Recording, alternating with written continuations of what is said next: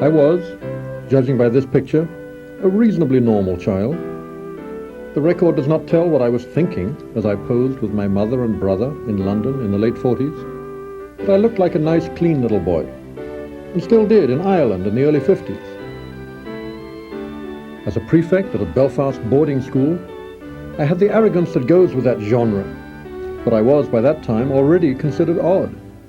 A turtle man in the turtle-free land of saints and scholars who read every turtle book he could find. At 19, action at last.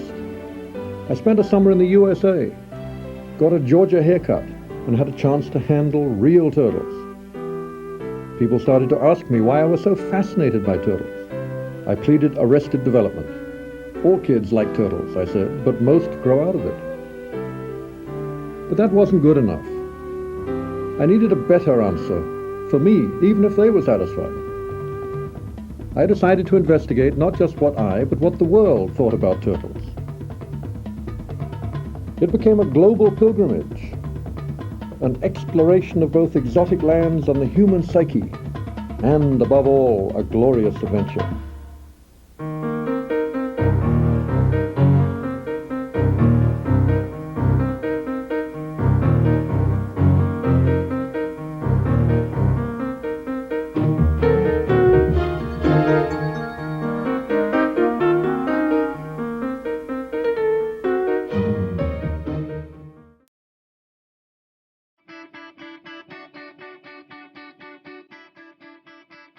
Peter Pritchard is, plain and simple, the greatest turtle biologist ever. I can't think of anyone who has inspired or influenced more generations of turtle biologists.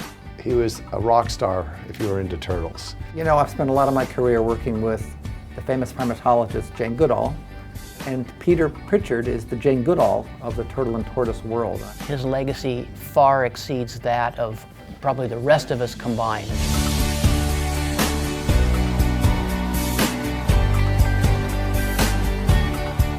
I think it all started when my visiting grandfather from Australia took me to the London Zoo, 1948 or something like that. And I saw lots and lots of things I'd never seen before. Turtles were one of the most important.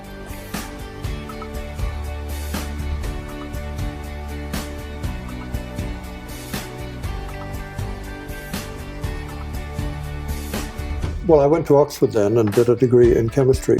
And then I realized that chemistry has no human aspect to it. The zoologists seemed to be people who had real adventures, told wonderful stories about fascinating people and everything else. And so I decided to make a shift.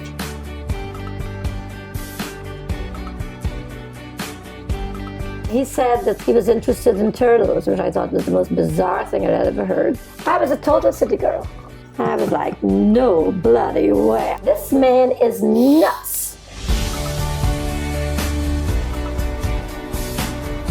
And this is definitely not just one more turtle. It's one of the most peculiar turtles in the world, in my opinion.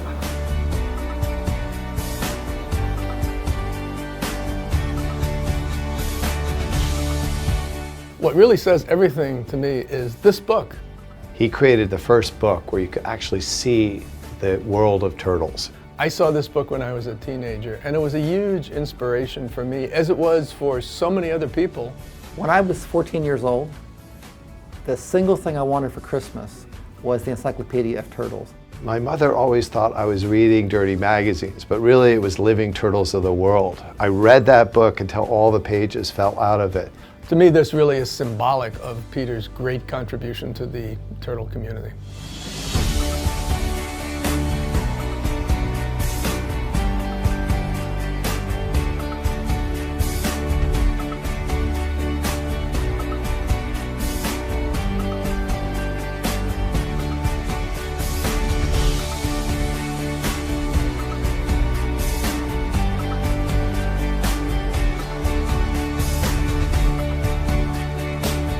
He's really a deep person, and he's multifaceted. Peter wore many hats and knew about the world in a way that most turtle people don't. What you and Sybil have accomplished with your research institute in Florida is truly astounding. It's the greatest facility for the study of turtles anywhere in the world.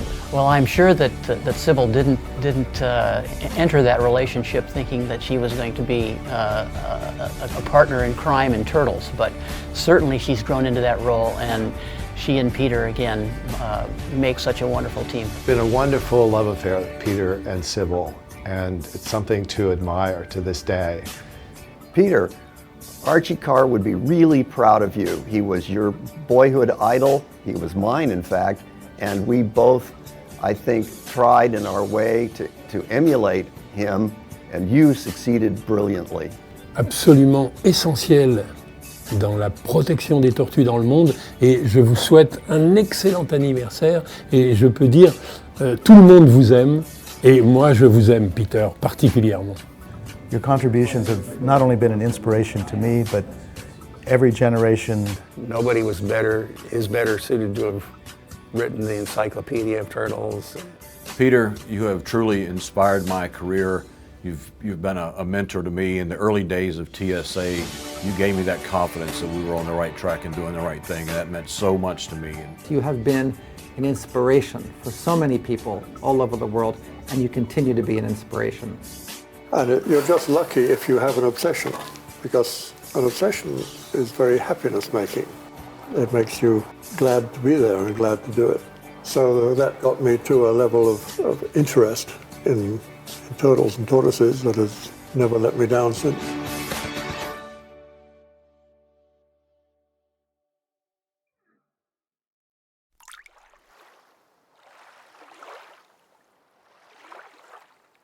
So this is the original one. This is the original Bible. I cannot believe you still have it. The 1967 book by Peter Pritchard. This was the first book that really showed color photos. Yeah, where it made turtles exciting. You could see the photos. No one saw no a one had pig-nosed seen turtle. a pig-nosed. Yeah, it was There was incredible. Ditmars, and there was all these other books, but those they books were were black. not- They were black and white. This was sexy. This blew my mind. Yeah, Like gorgeous. everyone wanted a Gorgeous. radiated tortoise, and they were rare. And sulcatas. There were no sulcatas in the U.S.